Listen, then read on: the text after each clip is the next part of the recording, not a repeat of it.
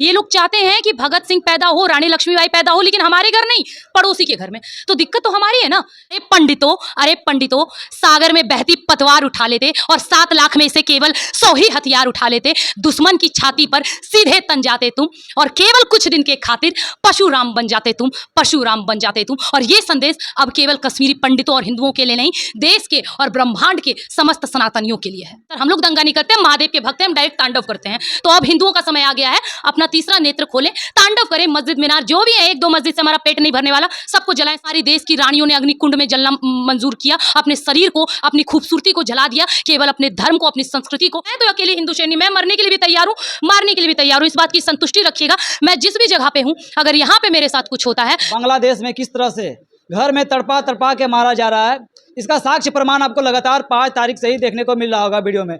आइए हिंदू मुस्लिम भाईचारा को लेकर के और खास करके बांग्लादेश मुद्दे को लेकर के हमारे साथ बात करने के लिए मौजूद है हिंदू सैनी खुशबू पांडे। आइए इनसे बात करते हैं और जानते हैं कि आज जो बांग्लादेश में हो रहा है, क्या आने वाला समय में हिंदुस्तान में भी हो सकता है, जिस तरह से माहौल देखा जा रहा है। आइए सारा मुद्दे पे बात करते हैं और जानते ही होंगे, ये चेहरा को तो कोई परिचय देने की कोई बात ही नहीं है। सबसे पहले तो स्वागत है खुशबू जी। धन्यवाद। क्या कहेंगे, भाईचारा निभाया जा रहा है बांग्लादेश में? मैं तो कहती हूँ कि जैसा भाईचारा मुसलमान निभाते हैं, अगर वैसा भाईचारा हिंदू निभाने लगे तो भाईचारा पुनः जीवित हो जाएगा, और ये करना भी चाहिए। अब भाईचारा निभाने में अगर वो पीछे नहीं है तो फिर हम क्यों पीछे हों। और ये स्थिति क्या बांग्लादेश में हुई है तो बहुत आप लोग को नया लग रहा है, इससे पहले भी तो हो चुका है। आप बांग्लादेश क्यों जा रहे हो, वो तो दूसरा कंट्री हो गया। हमारे देश में कई जगह हो चुका है, 9 राज्य से पूर्णतः हिंदू समाप्त हो चुके हैं। आप देखिए ना, ये हिंदुओं की स्थिति है सर। अच्छा, बांग्लादेश में मुद्दा राजनीति को लेकर के छिड़ा था, लेकिन मंदिर तक पहुंच गया है, मंदिर को जला दिया गया है, हिंदुओं को मारा जा रहा है। क्या लगता है, लक्ष्य हिंदू को मारना है, खत्म जी जी जी बिल्कुल। और मुझे लगता है बांग्लादेश से ये प्रेरणा हिंदुओं को और खास करके हिंदुस्तान में बैठी सरकार को लेनी चाहिए, क्योंकि कहीं ना कहीं जब हमारे भारत में सरकार बनी तो हमने उन्हें एक नाम दिया कि हिंदुत्व की सरकार। आप चाहें या ना चाहें, लेकिन हम उन्हें यही कह के संबोधित करते हैं। लेकिन जिस प्रकार बांग्लादेश में एक टाइम माहौल था कि आपको पता ही होगा कि किस तरह एक प्रोटेस्ट का रूप ये लेते लेते इस तरह दंगा में फैल गया, और अंतिम में वही हुआ जो हमेशा होता है, मंदिरों को टारगेट किया गया, मंदिरों को जलाया गया, हिंदू माँ बहनों का बलात्कार किया गया। ठीक उसी प्रकार जिस प्रकार कश्मीर में, बंगाल में, केरला में, मणिपुर, इम्फाल, हर जगह होते हैं, उस प्रकार। कुछ लोग कश्मीर फाइल्स का विरोध किए थे। हाँ। कश्मीर के बारे में मतलब ये अंधविश्वास बताया गया था, ये गलत हुआ था। सर आप थोड़ा दिन आप रुकिए ना, वीडियो देख के क्यों उछल रहे हैं, थोड़ा दिन रुकिए। ये बांग्लादेश में हुए हुए घटना को बोलेंगे ऐसा तो हुआ ही नहीं था, ये तो माहौल खराब करने की एक कोशिश थी, ऐसा कुछ हुआ ही नहीं था। सर इन लोगों को कुछ नहीं हो सकता है। ये लोग चाहते हैं कि भगत सिंह पैदा हो, रानी लक्ष्मीबाई पैदा हो, लेकिन हमारे घर नहीं, पड़ोसी के घर में। तो दिक्कत तो हमारी है ना। कहाँ हमने कहाँ सीख लिया कि हम लोग जुलूस निकाल रहे हैं लेकिन तलवार नहीं है हमारे हाथ में। हम हिंदुओं ने अपना शस्त्र छोड़ा, हम हिंदुओं ने अपना शास्त्र छोड़ा, हम हिंदुओं ने अपनी संस्कृति छोड़ी, और अब हम हाय हाय करते हैं मंदिरों के लिए। मंदिर पे सवाल उठाने वाले बहुत मुसलमान नहीं, हम हिंदुओं में से एक होता है। तो सुधार तो अपने अंदर लानी पड़ेगी ना। मंदिर की क्या गलती है, मंदिर की क्या गलती थी, मंदिरों को जो जलाया गया? मंदिरों की आज तक गलती ही क्या रही थी? सोमनाथ मंदिर की क्या गलती थी? ज्ञानवापी मंदिर की क्या गलती थी? मथुरा काशी की क्या गलती थी जो उनको ध्वस्त किया गया? नालंदा विश्वविद्यालय की क्या गलती थी? उसमें तो मजहब नहीं देखा जाता था, उसमें तो सबको शिक्षा दिया जाता था, विदेशों से लोग शिक्षा लेने आते थे। इनकी क्या गलती थी? हमारे सरयू पारिन नदी के किनारे कितनी शिखा नोची गई, आपको याद है? कश्मीर में हुए 7 लाख कश्मीरी पंडित को रातों रात कश्मीर छोड़ के भागना पड़ा, उसमें किसकी गलती थी? बंगाल में जो ब्राह्मणों के साथ हुआ, उसमें किसकी गलती थी? केरला में जो लड़कियों को के साथ बलात्कार हुए, उनको लव जिहाद के प्रोपेगेंडा में फंसा लिया गया, इसमें किसकी गलती थी? रातों रात ये अजमेर शरीफ दरगाह, जहाँ पे नामर्द हिंदू अपनी मत्था टेकने जाते हैं, वहाँ पे चादर चढ़ाने जाते हैं, किस मुंह से जाते हैं? जिस अजमेर शरीफ में हमारी एक साथ हमारी 1000 हिंदू बहन बेटियों का बलात्कार किया था। तो गलती तो हमारी है सर, गलती उनकी नहीं है। हम उन्हें तोड़ने दे रहे हैं मंदिर, हम उन्हें अपनी बहन बेटियों का बलात्कार करने दे रहे हैं। हम हिंदू बोलने से कतरा रहे हैं। एक सिंगर है, आप पता करिएगा, बांग्लादेश का एक सिंगर है, बड़ा अच्छा गाना गाता है, और वो बहुत बड़ा भाईचारा का मिसाल था। सबसे पहले उन भाईचारा निभाने वाले भाई के सबसे पहले घर जलाए गए, उनका घर जला दिया गया, क्रिकेटर का घर जला दिया गया। क्यों? उसकी गलती सिर्फ इतनी थी कि वो हिंदू है। तो इनके नस्ल में ही हमारे लिए नफरत है सर। तो अगर आप हमसे नफरत करोगे और आप चाहोगे भाईचारा, नहीं, काहे का भाईचारा भाई? बंगाल में राजनीतिक बहाना है, मुख्य लक्ष्य हिंदुओं को खत्म करना है। हाँ बिल्कुल बिल्कुल, राजनीति केवल एक बहाना है, और राजनीति हमेशा बहाना रहा है। हिंदुस्तान में भी राजनीति एक बहाना रहा है भारत को तोड़ने का, धर्म को भी राजनीति का एजेंडा बनाया गया। क्यों भाई? मुस्लिम नहीं चाहते कि वो भारत में रहे, इसीलिए उनको पाकिस्तान दे दो। तो फिर आज जो मुस्लिम हमारे माथे पे तांडव कर रहे हैं, ये किनके नाजायज औलाद है?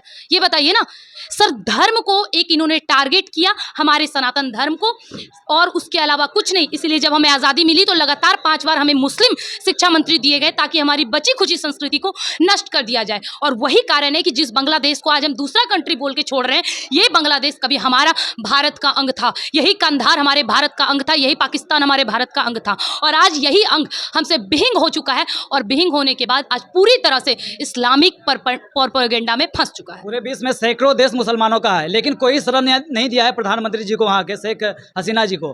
भारत ने शरण दिया है। क्या भारत सुरक्षित उसको लगा? यही है वसुधैव कुटुंबकम का जो हम लोग हमेशा नारा देते हैं ना, यही है भारत की असली पहचान। अभी कुछ दिन पहले हमारे देश में प्रधानमंत्री चेहरा, जो अपने आप को लगातार चेहरा बोल रहा है क्योंकि उसके बाप दादा भी हमारे देश को खा चुके हैं दीमक की तरह, तो उसने सोचा हम भी खा लेंगे। राहुल गांधी की बात करनी हो, जिसने हमारे महादेव को कुछ अभद्र बातें भी बोली थी और हिंदू को हिंसक बताया था। अगर वाकई हिंदू हिंसक होता तो आज हमारे देश में हिंदुओं की बहुल आबादी है, एक भी मुसलमान और ईसाई हमारे देश में नहीं रहता।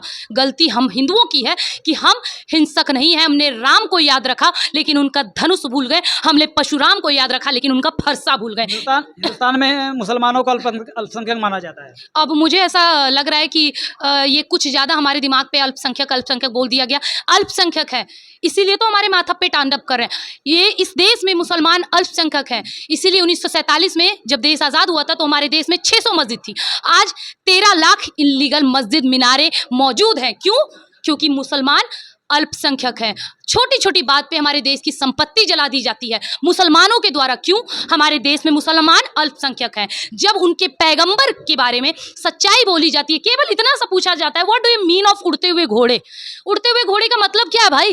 तो क्या होता है, नुपुर शर्मा के नाम पे हजारों हिंदुओं के गले काट दिए जाते हैं। आप हमारे नाम पे टिप्पणी करो, हम सुने। क्यों भाई?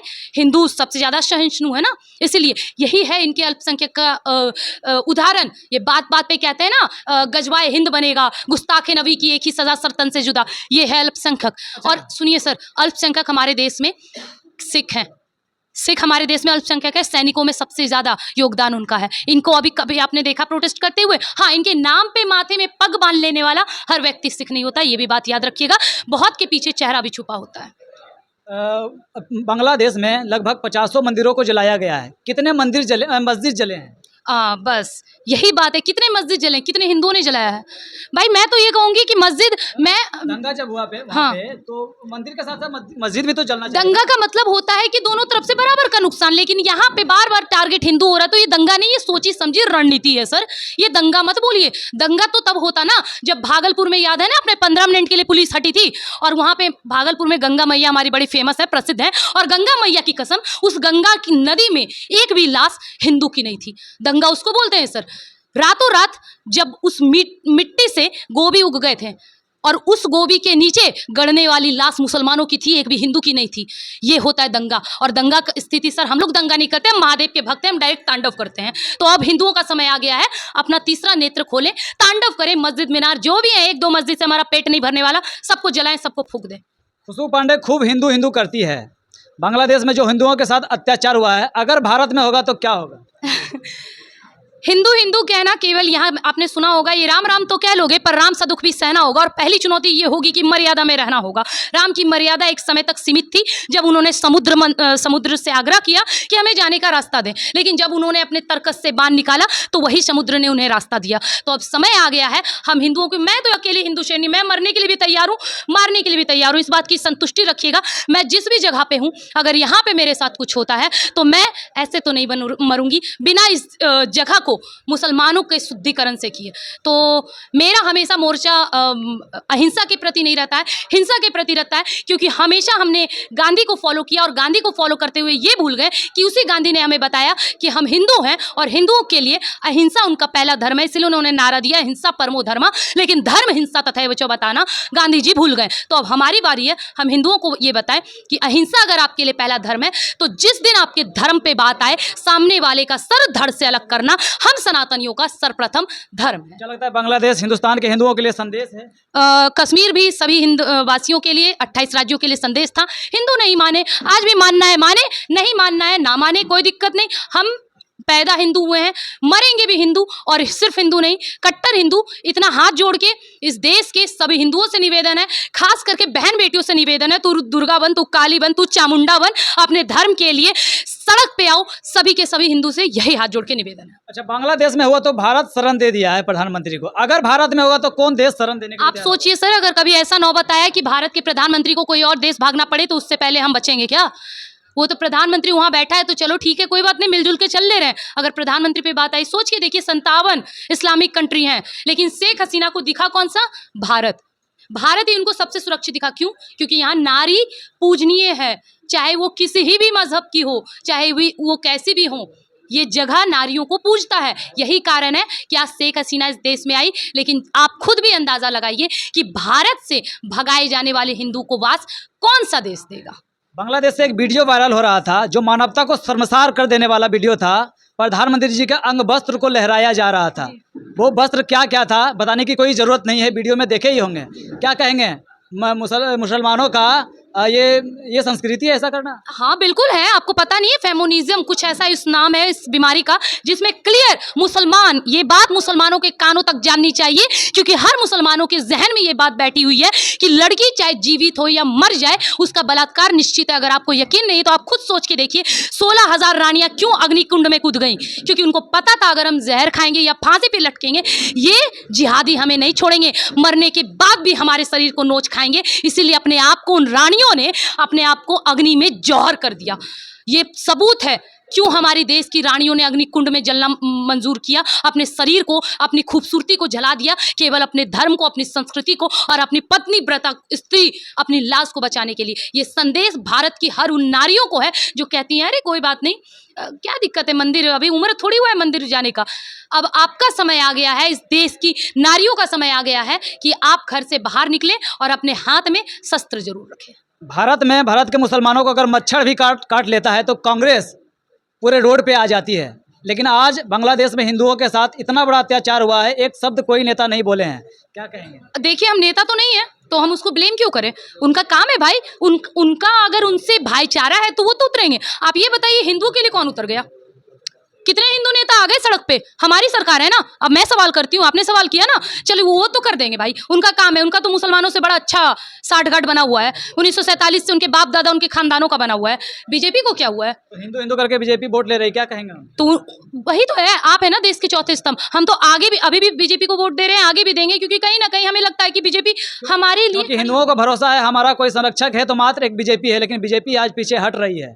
क्या कहेंगे? नहीं, देखिए हमारे पास फिर भी ऑप्शन नहीं है, फिर भी ऑप्शन नहीं है। लेकिन हाँ, इस बात से बीजेपी को समझना जरूर चाहिए कि अगर हम नहीं तो वो भी नहीं। इसलिए हमें सुरक्षित करना, हमें संरक्षित करना उनके लिए बहुत जरूरी है। अंतिम सवाल है, बांग्लादेश को देखकर भारत के हिंदुओं को क्या कहना चाहेंगे? क्या करना चाहिए अब उन्हें?